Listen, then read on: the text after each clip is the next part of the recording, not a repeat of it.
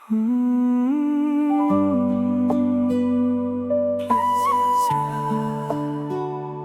្យល់ត្រជាក់សម្រាប់រាត្រីស្ងប់ស្ងាត់នេះ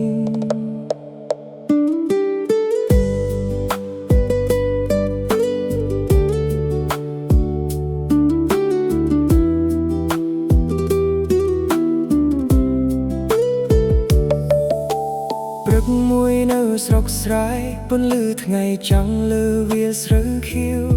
សំឡេងបក្សីច្រៀងពីចុងងាយឲ្យបេះដូងមានអារម្មណ៍ស្រស់ស្រាយខ្ទមតូចក្បែរមាត់ស្ទឹង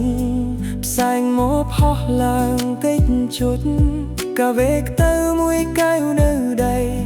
ជីវិតសាមញញក៏មានន័យមិនចង់ប្រញាប់ដូចអ្នកណា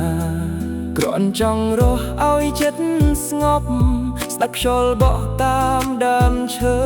ហើយញញឹមជាមួយថ្ងៃថ្មីជីវិតសាមញ្ញសាមញ្ញ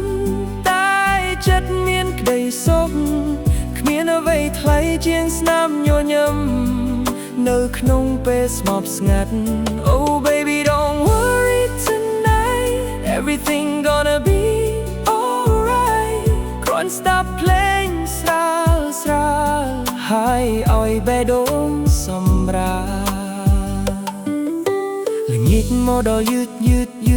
ពន្លឺមេឃពណ៌ទឹកក្រួយស្រទន់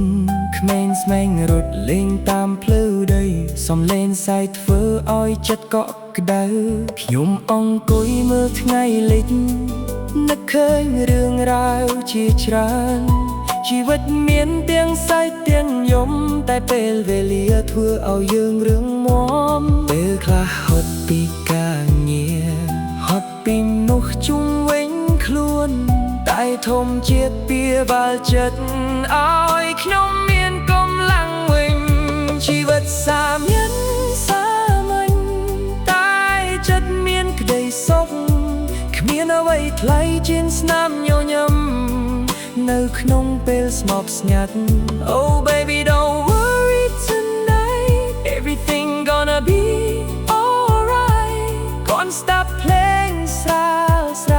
លហើយឲ្យបេះដូងសម្រាលពេលភ្លៀងធ្លាក់តិចលើដំបូលខ្ទមចាស់ខ្ញុំបិទភ្នែកស្ដាប់ melody ហើយអារម្មណ៍ក៏ហត់ឆ្ងាយមិនត្រូវការអ្វីត្រាច់គ្រាន់មានសុខភាពល្អ